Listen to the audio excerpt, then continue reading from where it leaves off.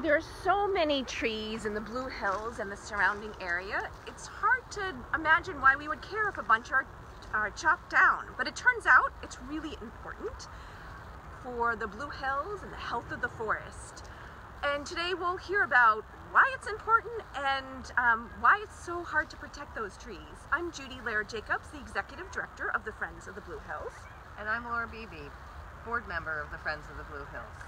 And if you have seen trees that were cut down in conservation land or around your town, let us know in the comments with just a yes or a no. You're watching Blue Hills Alive, sponsored by the Tom O'Neill of Success Real Estate in Milton.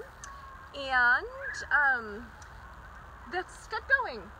So you want to start out by just giving a sense of, you're both a board member of the Friends of the Blue Hills and you're on the committee in Milton. You want to talk about why you're on those committees and how you got involved. Well, I live here in Milton and I have come to really appreciate the Blue Hills, which is really almost in my backyard.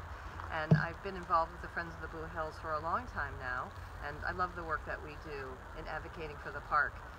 But I also joined the Shade Tree Advisory Committee in Milton recently because I realized that we needed a strong voice in town, speaking on behalf of the trees, which can't speak for themselves. There have been a lot of incidents lately with trees getting cut down, and the Shade Tree Advisory Committee, along with the Friends of the Blue Hills, is a way for me to make sure that I'm doing something about protecting important trees. So do you want to kind of give us a sense of what that Shade Tree Committee is? The Shade Tree Advisory Committee is an advisory board that was commissioned by the town selectmen. And we are a group of volunteers. We meet once a month and we discuss issues that relate to the tree canopy in town. So one of our first tasks as a committee was to do a tree inventory of the street trees. And we learned from this inventory that we have a 30% vacancy in town along our roads, which means that trees are dying faster than we're able to replace them.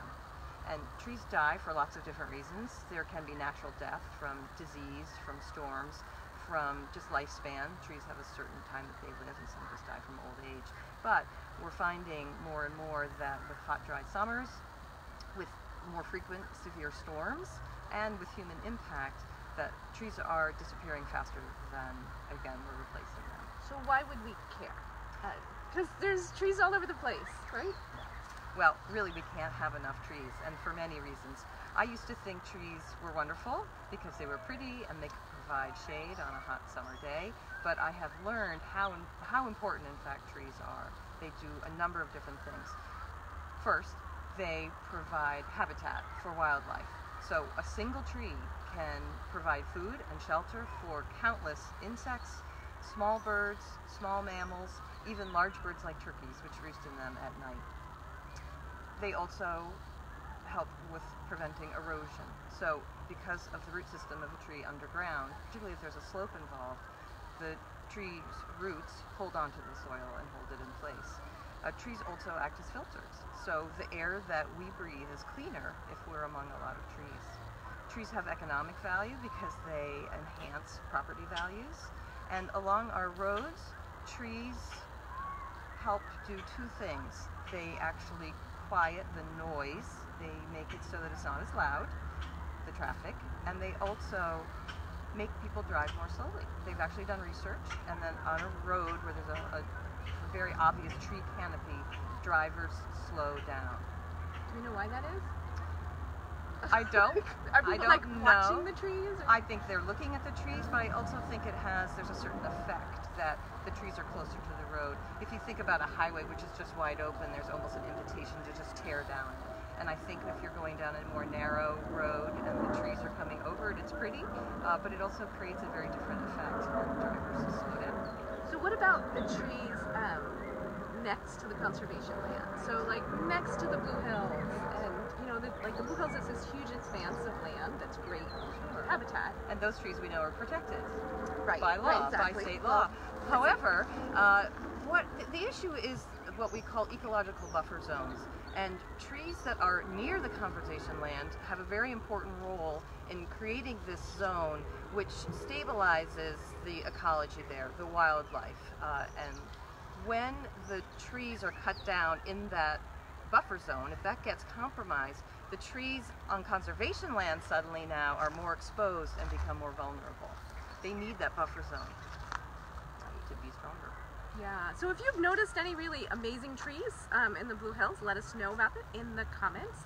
And if you like really beautiful, amazing views of trees, you are in luck, because we have a raffle that is for people, to serve people, 6 people on the top of Great Blue, where you have a 360-degree view of the Blue Hills.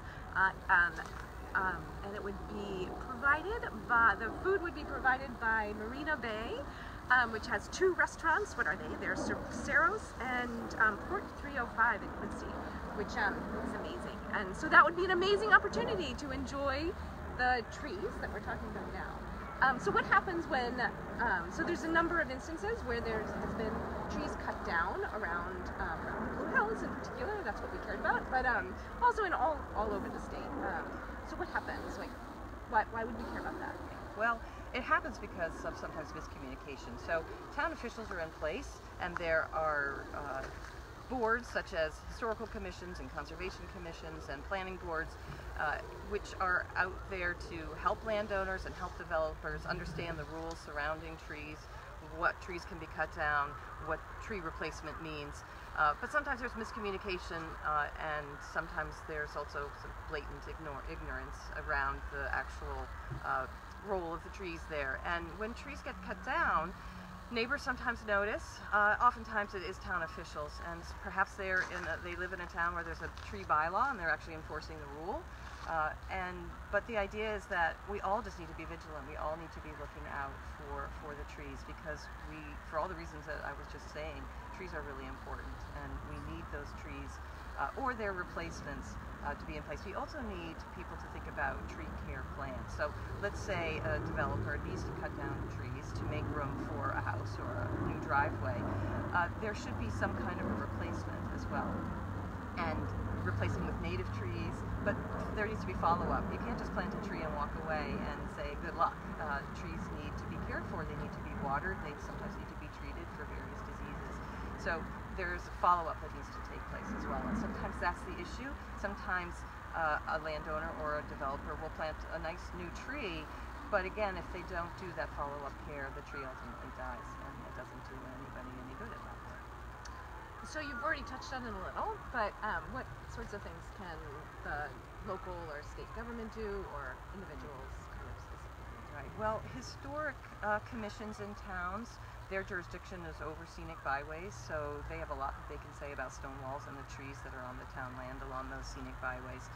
Conservation commissions their jurisdiction is over wetlands and trees in wetlands, so they can make sure that certain trees are not removed if they are involved in the wetland situation within, I think, 100 feet of wetlands. A committee like mine is a bit of a watchdog. We're looking out for trees, and we're just also advising if an issue comes up. Planning boards have a lot to do with this work, and they are the ones who often are aware of the developers' agreements. They work with developers, they work with landowners to make sure that everybody understands what should be happening with the trees on certain pieces of property. And is a shade tree advisory committee, is that common? I've never heard of it. Yeah, well, I think every town has probably something, and I think a different name for everyone. It's not a standard name in our town, for instance. It was something that the selectmen came up with. But if you look at other town websites, for instance, I think Wellesley has one, and it has a fancier name, and it has something to do with Natural Resources Council or something like that. But I think most towns have something like a shade tree advisory committee, if not specific to trees, then certainly covering the topic of trees. Let us know in the comments if your town has one of these committees. Or if your town has tree bylaws. So not all towns have bylaws protecting trees, and that's something too that towns need to have. Great. So an individual, so that's like on a town level. What's something that an individual can do if they aren't part of that committee? Well, first, individuals can do a lot just in their own yards. So look at the trees in your yard. You can prune your own trees. You can water them in hot, dry stretches. You can mulch them, putting down wood chips or leaf mulch, which is a great benefit to the tree.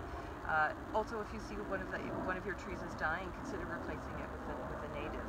Local nurseries have a lot of access to native saplings, and they can not only deliver the tree, but they can also give you advice on how to care for it.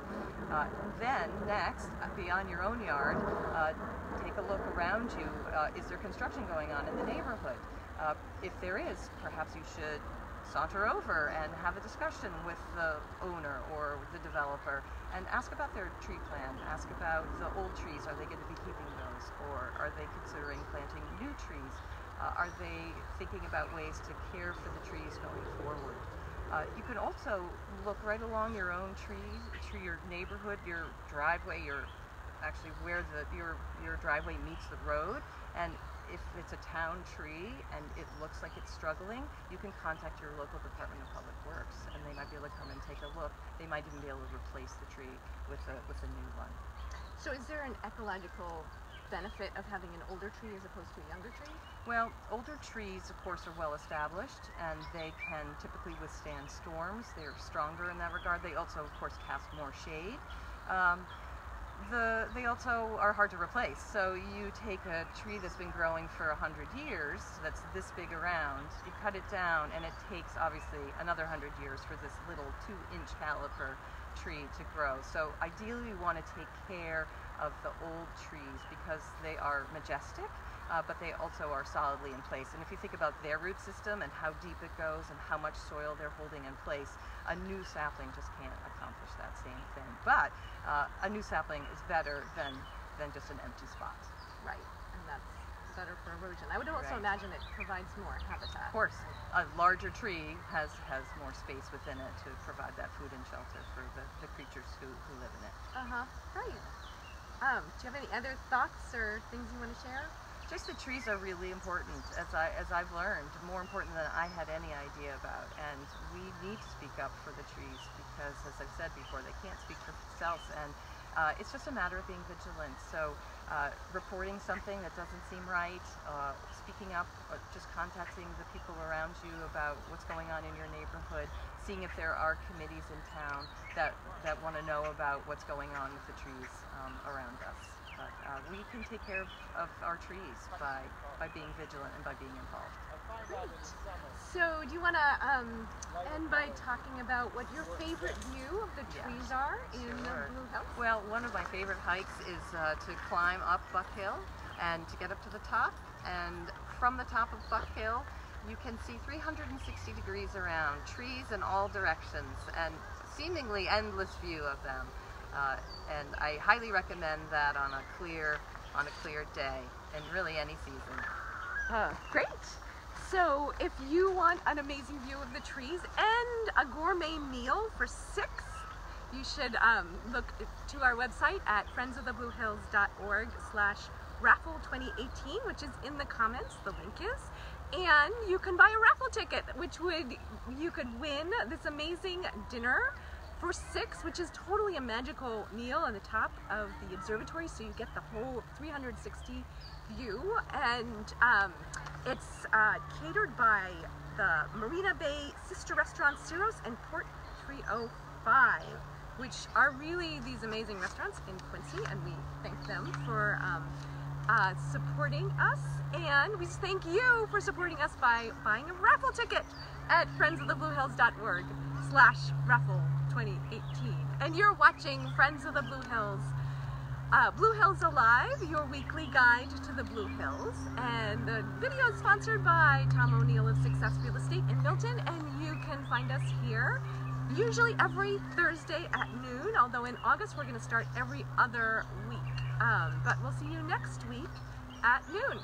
Thanks, Laura. Thank you, Judy.